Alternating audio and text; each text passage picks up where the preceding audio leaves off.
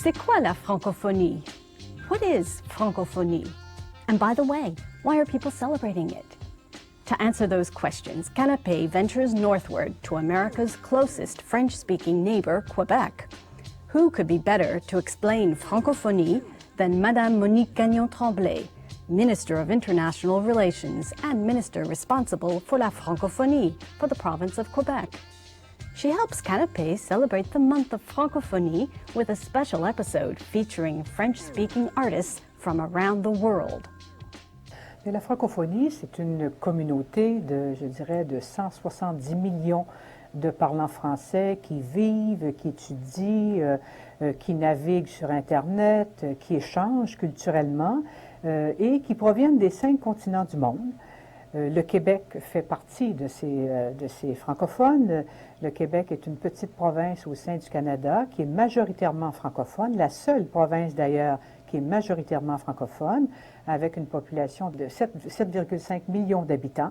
Alors, en plus, bien sûr, se retrouver avec tous ces parlants français, c'est aussi une question de solidarité avec d'autres pays. Alors, la francophonie, pour le Québec, c'est aussi une façon de partager avec d'autres États, d'autres gouvernements, parce que nous faisons partie de l'Organisation internationale de la francophonie. Comme vous le savez, à chaque 2 ans, c'est au-delà de 60 quelques chefs d'État et de gouvernement qui se rencontrent pour élaborer et déterminer des orientations. Nous avons ce sommet à tous les 2 ans. Le prochain sommet aura lieu, par exemple, en Roumanie en 2006. Et bien sûr, on célébrera le sommet de la francophonie dans la ville de Québec même, qui coïncide avec le 400e anniversaire de la ville de Québec en 2008. Mais au départ, le Québec doit l'affirmation de sa personnalité internationale au plan multilatéral à la francophonie. Par rapport aux États-Unis, vous savez que nous avons de nombreux Canadiens qui sont allés vivre aux États-Unis. Certains sont revenus, d'autres vivent encore aux États-Unis, et il est surprenant de constater combien il y a de parlants français également aux États-Unis ou intéressés au français. Alors donc, c'est important que le Québec puisse être très près de ces sociétés, de ces personnes qui parlent français, pour échanger et conserver cette culture francophone. Alors le 20 mars, justement, c'est la journée de la francophonie. C'est pour commémorer justement cette décision qu'on a prise au Niger de se remémorer cette journée qui regroupe tous les francophones sur les 5 continents du monde. C'est une journée qui est très importante.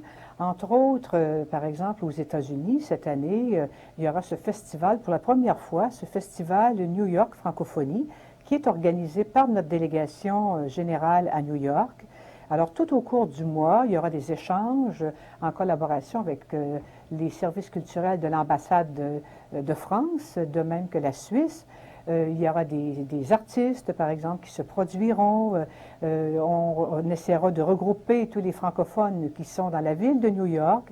Il y aura d'autres activités dans différentes villes des États-Unis, que ce soit Atlanta ou ailleurs, pour justement parler de la francophonie, mais en même temps échanger, que ce soit culturellement ou encore au niveau de l'éducation, les chercheurs qui se retrouvent et qui peuvent dialoguer ensemble. Alors c'est une journée importante, mais particulièrement dans la ville de New York même, tout au cours du mois de mars, c'est un événement majeur et qui prend forme pour la première fois. Sur la francophonie, je dirais qu'au départ, le Québec a de très bonnes relations avec les Américains. Le Québec, vous savez, que ce soit en vacances ou bien encore aussi, nous faisons beaucoup d'affaires avec les Américains. Nous avons des frontières communes. Alors, je pense que c'est important de profiter de cette francophonie, de profiter de ce mois de la francophonie, de cette journée de la francophonie pour échanger et mieux se connaître. Je pense qu'on a avantage à mieux se connaître et à partager ensemble parce que nous faisons des affaires ensemble, que ce soit culturellement, que ce soit économiquement ou encore au niveau de nos universités. Et nous avons avantage à mieux nous connaître. Nous sommes sur le continent nord-américain. Alors aussi bien les États-Unis que le Québec ou le Canada, nous avons tous à gagner.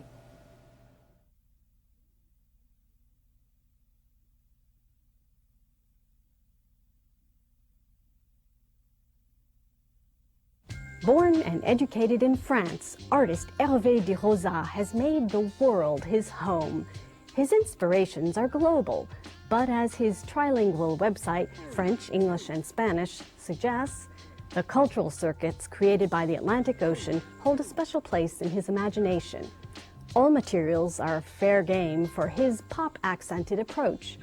Whether the source is tribal or industrial, the outcome is always lively, always de Rosa. From the Haim Channon Gallery in New York, the artist tells Canape about his work, a place where categories disappear. My roots are more in popular European art, like comics, cartoon, publicity, movies. We met this American artist like Basquiat, Kissaring, and in a big show in '84 in the Museum of Modern Art in Paris. The name was Figuration Libre, France, USA. And it was really parallel line. But after 10 years of this work, I was began, like all the artists, to be tricked by my style. What also the collector and the gallery asked for, they asked for the same thing. I see my work was feeding by all this popular culture, but it was only European urban culture, European and American, Occidental European white culture. And I began to travel, and I saw in African continent, in South Asia continent, in Latin America, a lot of pictures, a lot of images.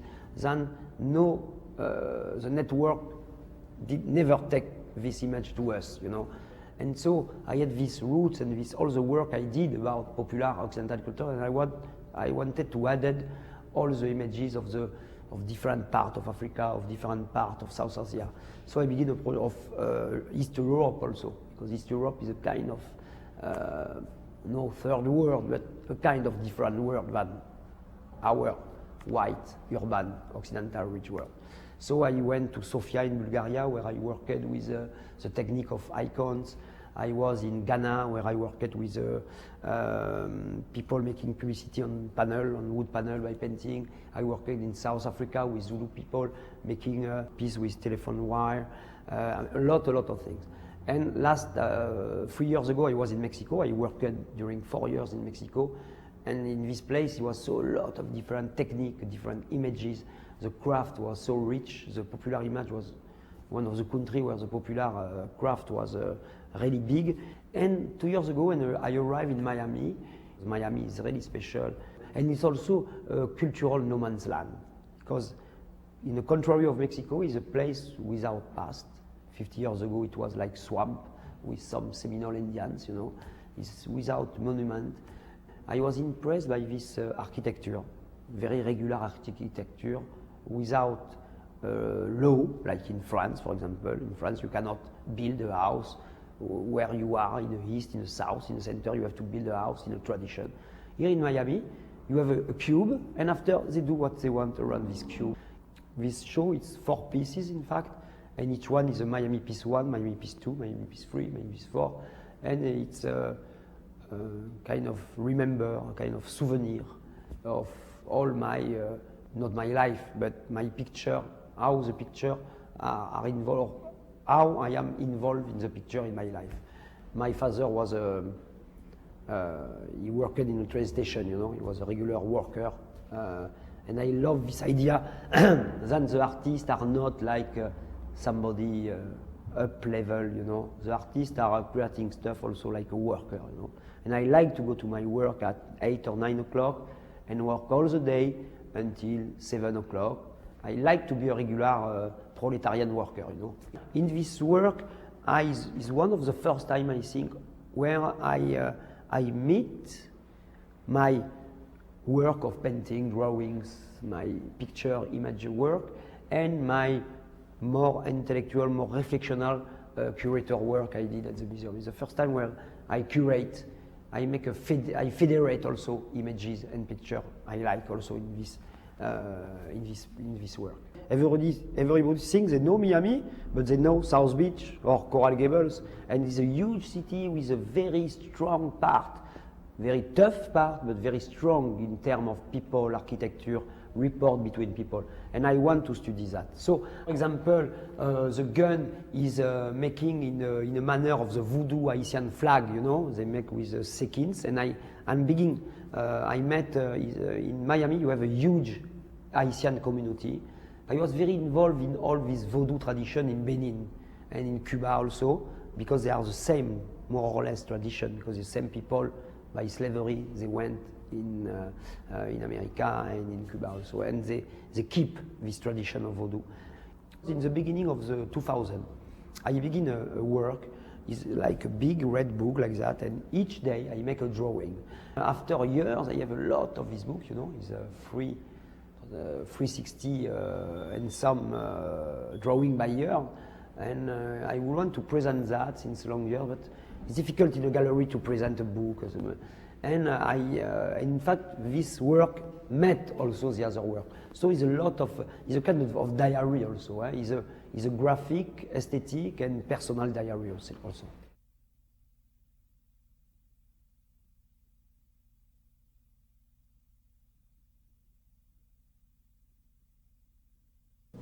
The Caribbean is more than a sea. It's the great jukebox of the Americas, a bubbling cauldron of rhythms hard to resist. Calypso, reggae, salsa, merengue, and zouk have their worldwide fans. In Haiti and its diaspora, one of the finest exponents of the roots dance music, known as musique racine, is Boucanguinen. Listening to their driving beat, it's easy to understand that their name means fire from Africa. Canape listens to what the band has to say about their music and culture.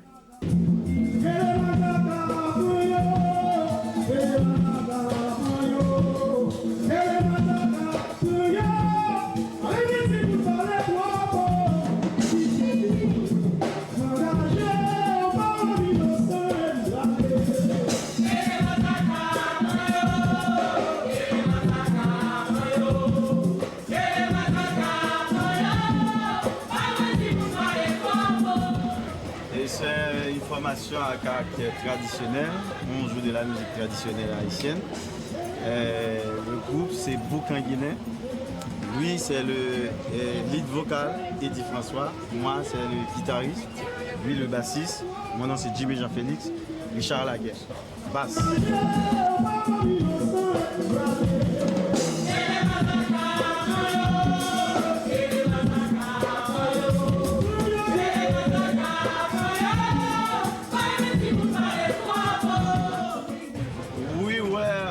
From a former band, Bookman Experience. We formed a musician from Bookman Experience. And that was a movement from 1990, since a revolution time in Haiti.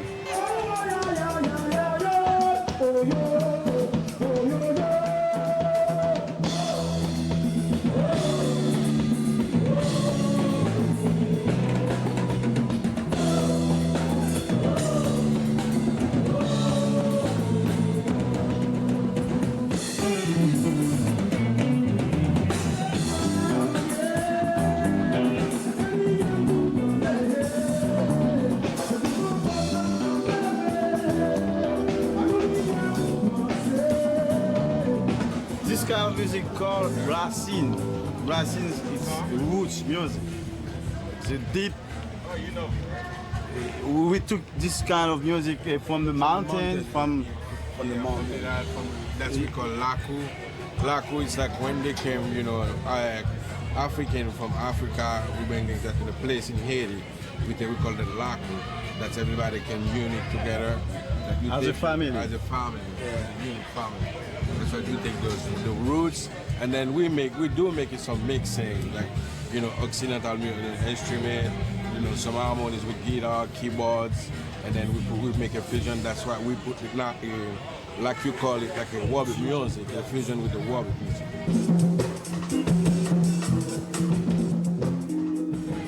Own drums made by the conga players themselves. So it's Haitian drums. This is the kind of instrument normally we use to represent Haiti, the drums. Occidental instrument too, like bass, guitar, keyboard. What we're doing with this Occidental instrument, has to fit with our style in Haiti. So we're not gonna play like the rock as it is in the United States. If we add something like a fusion, we just make it the Haitian way.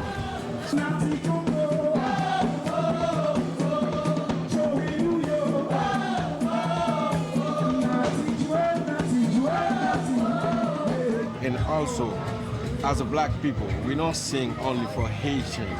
We only sing for all the tribulation of the people of the world. It's like it's a message for only black people, not only for the poor people, for the people who suffer for liberty and, you know, misery, all that kind of stuff. And for me, I don't take us as a group. We call us like as a messenger. We just come to bring the message for, you know, all our people.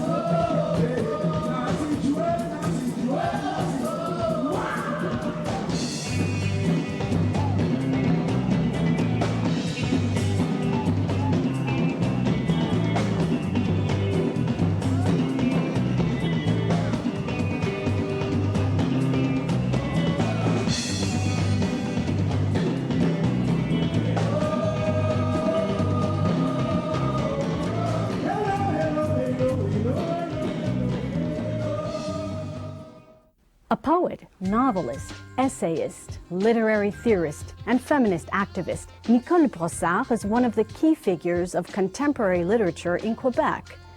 The language of her art is French, but as a native of bilingual Montreal, she brings the issues of translation into her work. What is it to be a woman writing in French on a continent where English is the dominant language?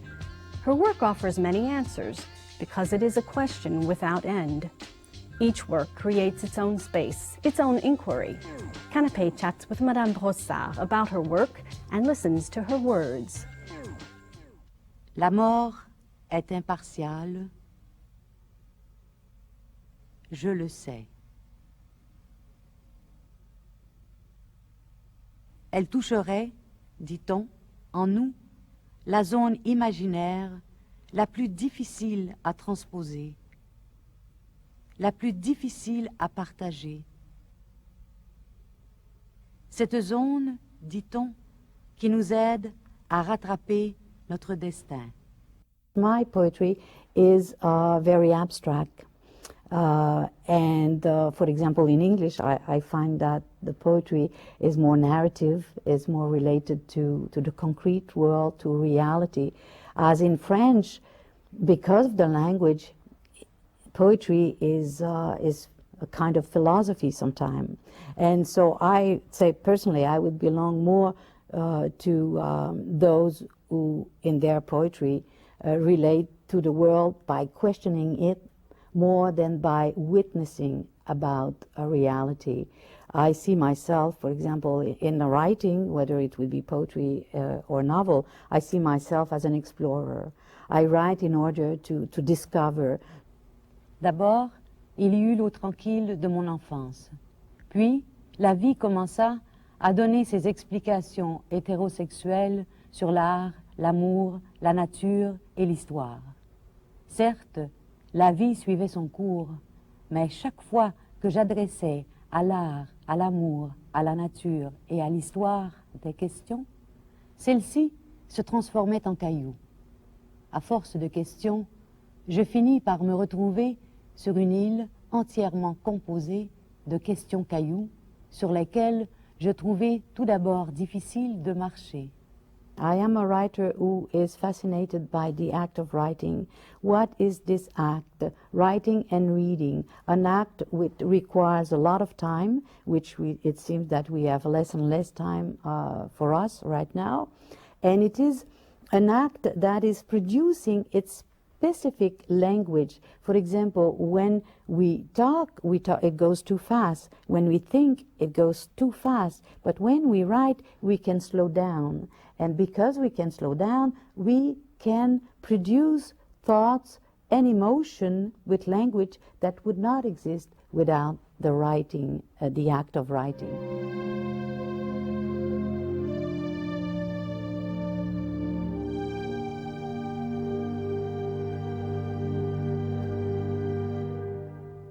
Et quoi encore qui nous oblige à transposer la réalité?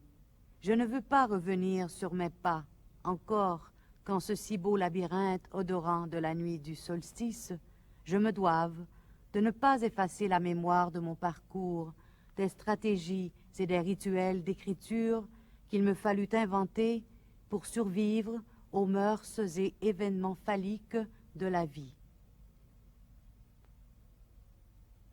I am a woman of the present, and poetry is an act of the present. I mean, even though if you work on a poem for 6 months, when you are writing the poem and working on it, you are always in the present tense. The novel is very different because you're working with time, and time can be working against you. When you start a novel, you know when you're starting, but you don't know when it will end. I feel freedom when I'm writing poetry. When I write novels, sometimes I have the impression that I will be in prison for another 2-3 years until the novel is finished.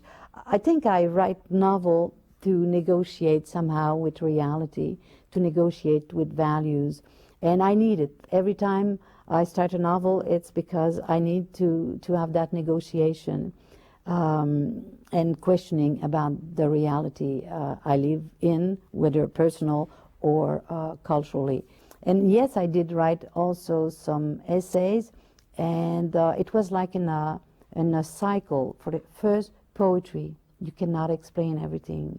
You just write it down in its mysterious way. Then the novel, which is a negotiation with reality.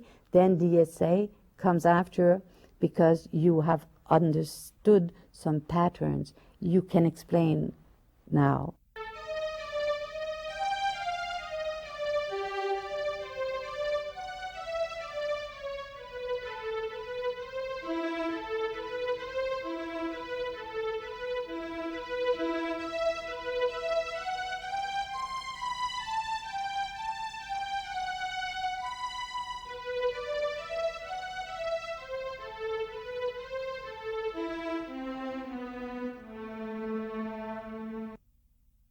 Born into a family of African griots, Moritante uses his music to both preserve the traditions of his Mandinka culture and to modernize African music with global influences. It is a balancing act which he has executed with diplomatic skill and great popular success for over 25 years. He's the first African artist to sell 1 million copies in Europe. One link in his musical chain has always been the French language, shared by so many African artists.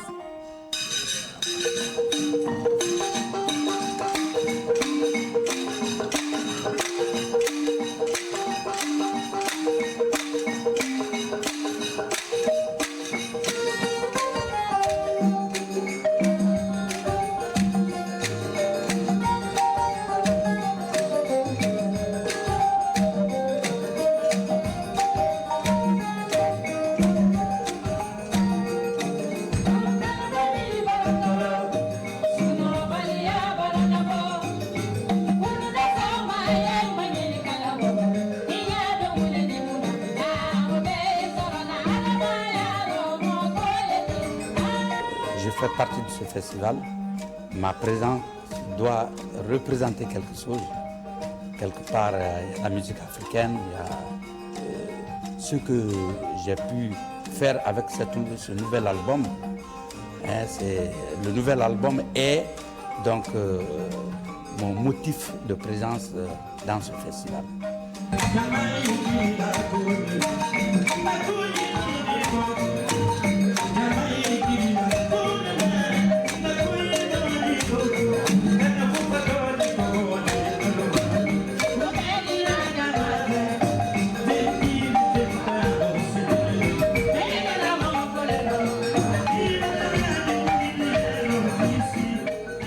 Cet album a été classé sur Amazon.com comme meilleur album du top 10 de l'an 2004, international, dans la musique internationale au monde. Et je suis très très fier et très content que la musique africaine, les instruments traditionnels africains puissent avoir un créneau, l'ouverture d'une brèche sur la musique internationale et universelle.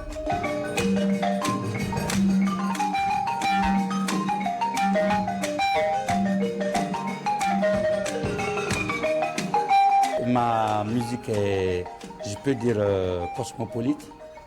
Donc tout le monde peut participer comme musicien dans mon groupe. Il y a des Africains de tous les pays, et, des Américains, et tout ce qui puisse être français. Donc chez moi, c'est pas seulement s'atteler à dire qu'on est africain, mais c'est la famille de la grande musique, de la famille internationale.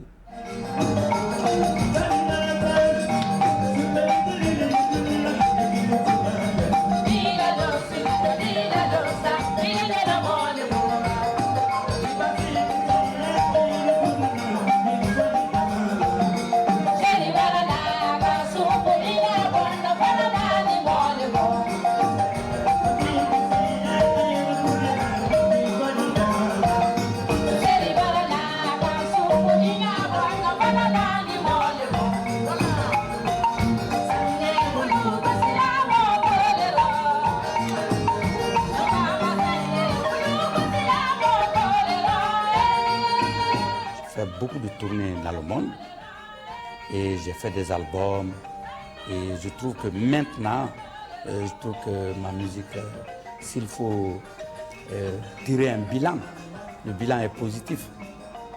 C'est ce qu'un musicien cherche, arriver au firmament, je peux dire, et atteindre la vitesse de croisière, ça c'est très très important. Et avec cet album, je l'ai eu.